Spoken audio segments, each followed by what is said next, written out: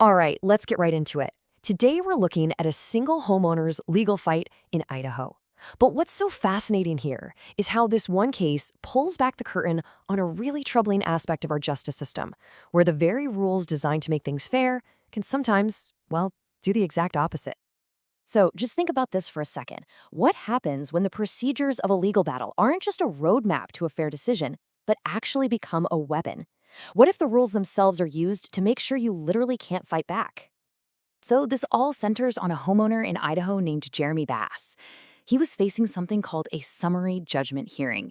Now, this is a huge deal. It's where a judge can decide the entire case right then and there just based on the paperwork. No trial needed.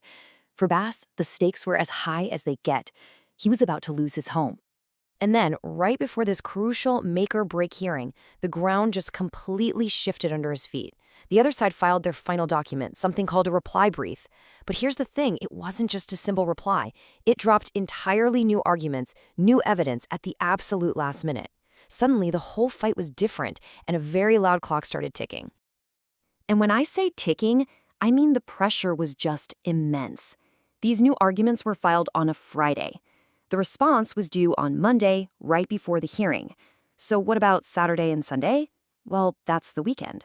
2 of the 4 days he had to respond were basically useless. That's it, just 4 days. You have 4 days to decode brand new legal arguments, find your own evidence to counter them, and then write a formal response that could literally save your home. I mean, that's a monumental task for a huge legal team, let alone one person fighting for themselves. So, you're probably wondering, how did this all play out? Well, Bass and his team scrambled. They worked all weekend, and they put together a response to these new arguments. But when they tried to file it with the court, they hit a brick wall. And this, right here, is where the story takes a really sharp turn.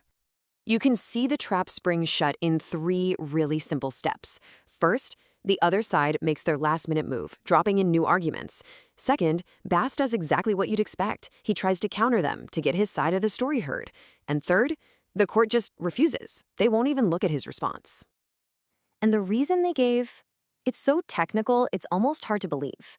The court said that, according to the rules, there's, and I'm quoting here, no provision for there to be a reply to a reply. It's a tiny procedural rule, but it was used to completely silence the homeowner's defense right when it mattered most. And this is the key. This rule put him in a classic catch-22, a total no-win situation. As legal ethics professor Elizabeth Morgan explains it, defendants in this spot face an impossible choice. You either file a response, knowing the court might just throw it out as improper, or you do nothing and let the other side's brand new arguments go completely unanswered right before the judge makes a decision. You're trapped. And this brings us to the absolute core of what happened here. We're going to look at how a simple procedural ruling can create this bizarre, self-justifying loop, a kind of legal paradox that stops crucial evidence from ever even being considered. And here's the incredible irony. Just a few weeks before all of this went down, the actual judge presiding over the case, Judge Evans, had admitted in a conference that these exact rules were, in her own words, very convoluted. There's actually a term for this kind of trap. It's called a recursive barrier.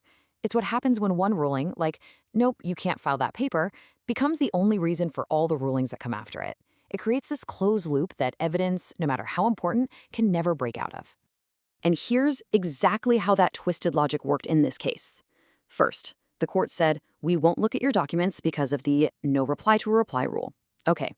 But then, when Bass asked the court to reconsider its decision, the court said no again. And get this, their reason was because he had failed to reference the very same documents that they had just blocked him from filing. It is a perfect, inescapable circle. And this isn't just some weird one-off fluke. As Dr. Robert Chen, a legal systems analyst, points out, it's a known flaw in the system. That first no becomes the reason for the second no, creating a closed loop where the actual substance of the evidence, whether it's good, bad, or game-changing, is never even seen. So we've been deep in the weeds with all this procedural talk. But what does it all mean? Why does it matter?